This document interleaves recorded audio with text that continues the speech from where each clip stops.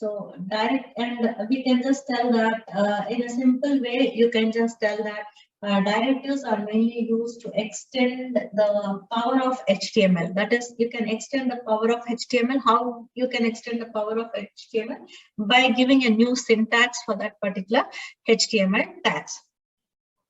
So they are mainly helping us for adding, removing, changing, extending the DOM elements. So what is exactly we are using is, I just told you that they help us in DOM elements, and I just showed you one example on Axis Bank. So, and I also showed you one example on Citibank.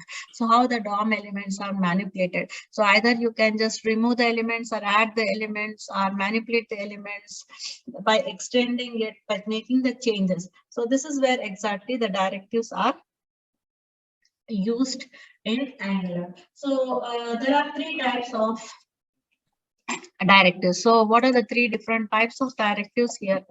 One is component.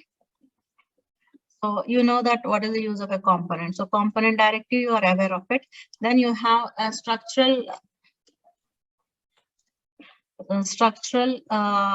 directives, and then you have attribute directives. Attribute directives. So you are aware of what exactly is a component. So component is also a directive. What does a component consist of? What is the structure of the component? So you are aware of all those concepts.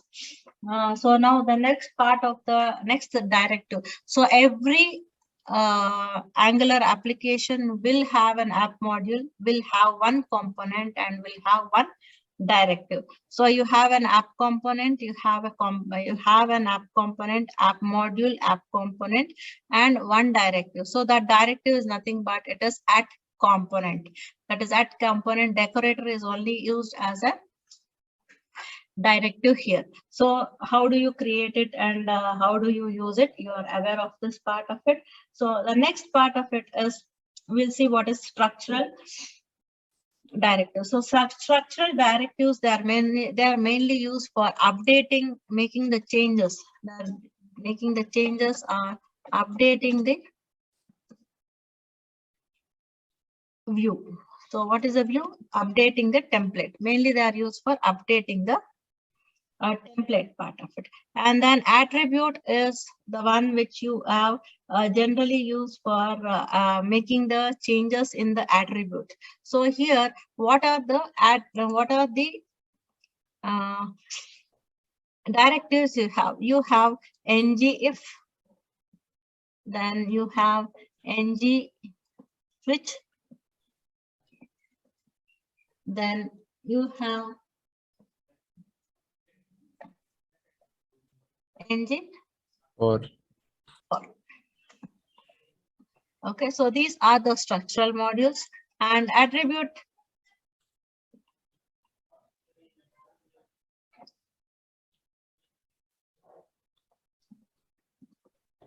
attributes are nothing but you have ngStyle,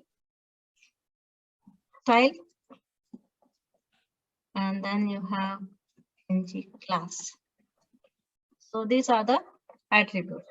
So these are the directives which you have with them. And in case if you would like to create any custom directives, so if you would like to create any custom directives to assign it, you can just create the custom directives by using ng.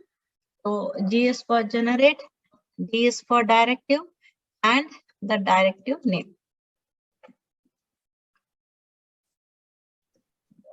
So you can just give the directive name. So by using ng generate directive, you can just create the directives also. So this is how exactly you can just implement the